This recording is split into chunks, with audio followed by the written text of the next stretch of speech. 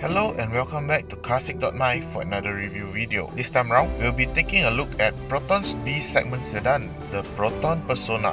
During MCO, Proton has updated the Persona with some minor improvements to make it more up to date and teaching it with some new tricks. The Persona that I have here is the 1.6 litre premium variant, which is the top of the line variant in the model range.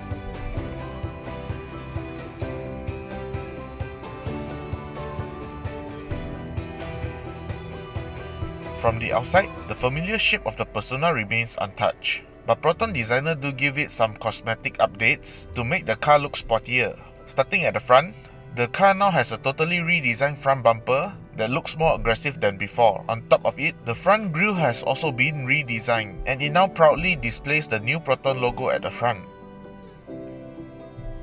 The biggest upgrade on the Persona is the addition of LED headlights, which are brighter than the regular halogen type, and it features automatic on-off and follow me home functions. As for tail lights, the overall design of the tail lights have been largely retained, but Proton has darkened the tail lights so that people can tell it apart from the pre-facelift model.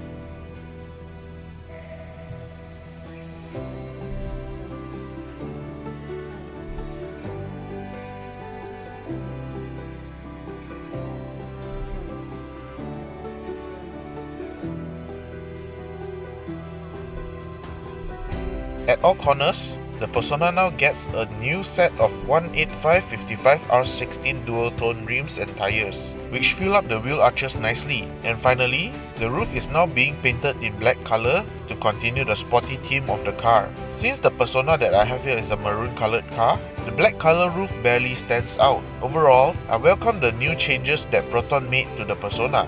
I particularly like the look of the upsized rim that fits the look of the car.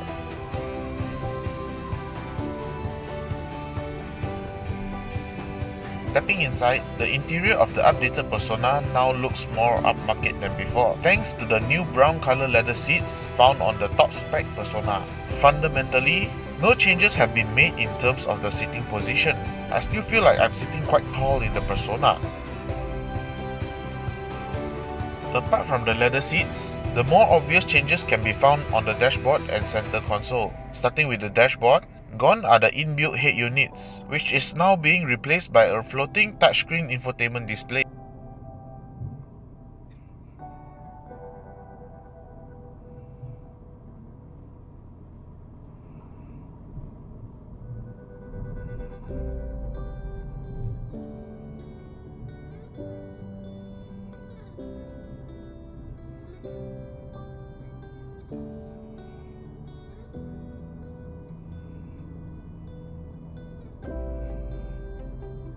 Yeah, that's how long it takes for the infotainment to start up. With this premium variant, the infotainment system also features the voice control function that was previously only found on the higher-end Proton. In the Persona, the maximum number of speakers available in any variants are maxed out at 4 speakers. I do find the sound quality coming from these speakers are pretty decent. In order to accommodate the floating infotainment display, Proton has relocated the center aircon vents.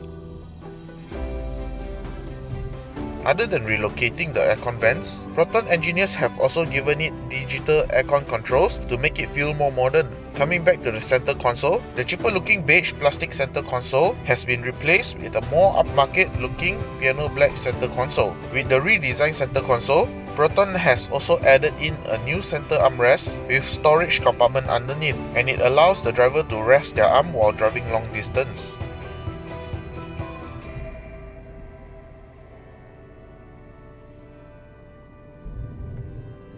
As the Persona was designed as an executive sedan, the rear seats do live up to its expectation in providing decent amount of legroom and headroom for the rear passengers. Rear passengers also get 2 USB charging slots to charge their devices when sitting at the rear. As for boot space, the Persona does have a deep 510 litre of boot capacity, and the rear seats can be folded down to accommodate longer and larger items.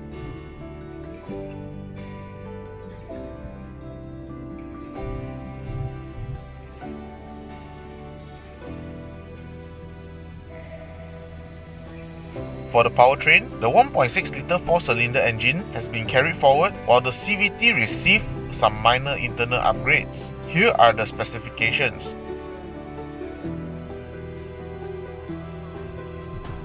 In terms of performance, the Persona has decent power to keep up with the traffic, but the most surprising thing for the powertrain is the updated CVT. This updated CVT is now a lot quieter compared to the pre-facelift car, especially during hard acceleration. The transmission response time has also been reduced, and definitely can feel that the Persona is more reactive to the throttle input.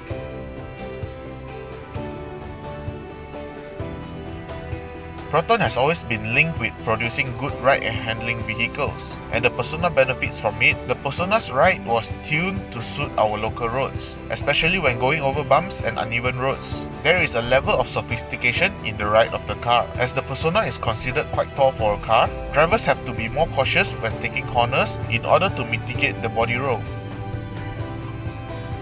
Overall, the Persona is very capable in taking corners, but I would like to have a more solid and heavier steering wheel to boost confidence in taking corners. Personally, I find that the steering wheel design is a little awkward to hold on to when driving. I would change it to a steering wheel with a deeper dish to make it more comfortable to grip.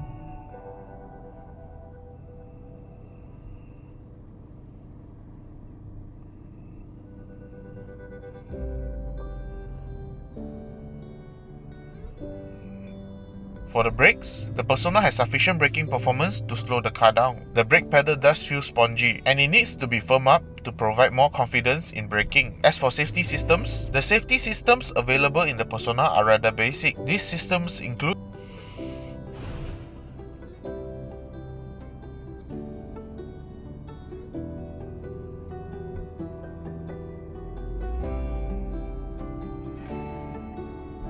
For the asking price of 55,800 ringgit, the updated Persona is the only B-segment sedan that would fit into the budget of those who wanted a bigger sedan than the usual suspect. For a day-to-day car, the Persona is more than capable to handle the daily tasks of the owners, while still able to keep all passengers in the car safe and comfortable. It's a no-brainer choice at this price point.